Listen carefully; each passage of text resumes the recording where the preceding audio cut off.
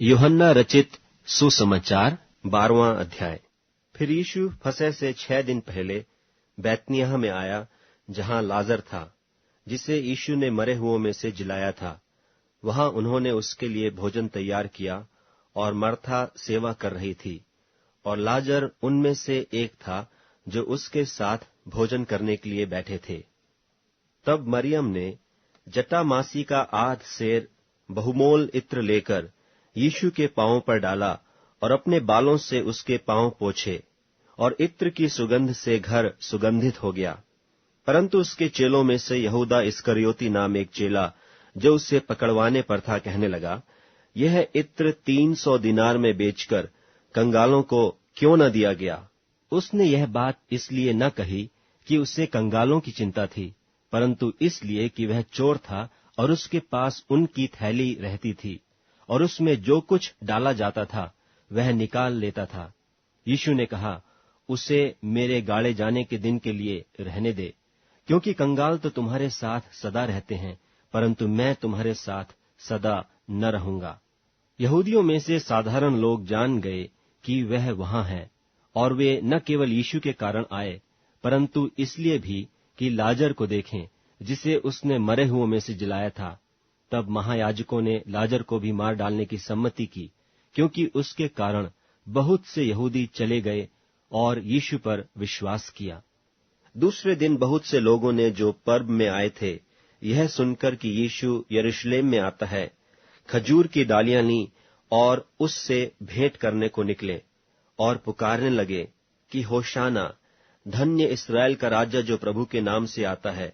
जब यीशु को एक गदहे का बच्चा मिला तो उस पर बैठा, जैसा लिखा है कि हे सिय्योन की बेटी, मत डर, देख तेरा राजा गदहे के बच्चे पर चढ़ा हुआ चला आता है। उसके चेले ये बातें पहले न समझे थे, परंतु जब यीशु की महिमा प्रकट हुई तो उनको स्मरण आया कि ये बातें उसके विषय में लिखी हुई थीं, और लोगों ने उससे इस प्रकार का व्यवहार किया था। तब भीड़ के लोगों ने, जो उस समय उसके साथ थे, यह गवाही दी कि उसने लाजर को कब्र में से बुलाकर मरे हुओं में से जिलाया था। इसी कारण लोग उससे भेंट करने को आए थे, क्योंकि उन्होंने सुना था कि उसने यह आश्चर्य कर्म दिखाया है। तब फरीसियों ने आपस में कहा, सोचो तो सही कि तुमसे कुछ नहीं बन पड़ता। देखो, संसार उसके पीछे हो चला है। जो लोग उस पर्व में भजन करने आए थे, उनमें से कई यूनानी थे। उन्होंने गलील के बैतसैदा के रहने वाले फिलिप्पुस के पास आकर उससे विनती की कि श्रीमान, हम यीशु से भेंट करना चाहते हैं। फिलिप्पुस ने आकर अंद्रियास से कहा। तब अंद्रियास और फिलिप्पुस ने यीशु से कहा। इस पर यीशु ने उनसे कहा, वह समय आ गया है कि मनुष्य के पुत्र की महिमा हो। मैं तुमसे सच सच कहता हूं कि जब तक गेहूं का दाना भूमि में पड़कर मर नहीं जाता, वह अकेला रहता है, परंतु जब मर जाता है तो बहुत फल लाता है। जो अपने प्राण को प्रिय जानता है, वह उसे खो देता है, और जो इस जगत में अपने प्राण को अप्रिय जानता है, वह अनंत जीवन के लिए उसकी रक्षा करेगा। यदि कोई मेरी सेवा करे तो मेरे पीछे हो ले, और जहां मैं हूं वहां मेरा सेवक भी होगा। यदि कोई मेरी सेवा करे तो पिता उसका आदर करेगा। अब मेरा जी व्याकुल हो रहा है, इसलिए अब मैं क्या कहूं?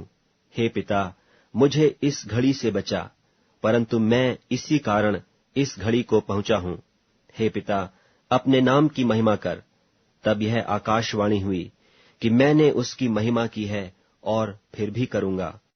तब जो लोग खड़े हुए सुन रहे थे, उन्होंने कहा कि बादल गरजा। औरों ने कहा, कोई स्वर्गदूत उससे बोला। इस पर यीशु ने कहा, यह शब्द मेरे लिए नहीं, परंतु तुम्हारे लिए आया है। अब इस जगत का न्याय होता है। अब इस जगत का सरदार निकाल दिया जाएगा, और मैं यदि पृथ्वी पर से ऊंचे पर चढ़ाया जाऊंगा तो सबको अपने पास खींचूंगा। ऐसा कहकर उसने यह प्रकट कर दिया कि वह कैसी मृत्यु से मरेगा। इस पर लोगों ने उससे कहा कि हमने व्यवस्था की यह बात सुनी है कि मसीह सर्वदा रहेगा, फिर तू क्यों कहता है कि मनुष्य के पुत्र को ऊंचे पर चढ़ाया जाना अवश्य है? यह मनुष्य का पुत्र कौन है? यीशु ने उनसे कहा, ज्योति अब थोड़ी देर तक तुम्हारे बीच में है। जब तक ज्योति तुम्हारे साथ है तब तक चले चलो, ऐसा न हो कि अंधकार तुम्हें आ घेरे। जो अंधकार में चलता है वह नहीं जानता कि किधर जाता है। जब तक ज्योति तुम्हारे साथ है, ज्योति पर विश्वास करो कि तुम ज्योति के संतान हो।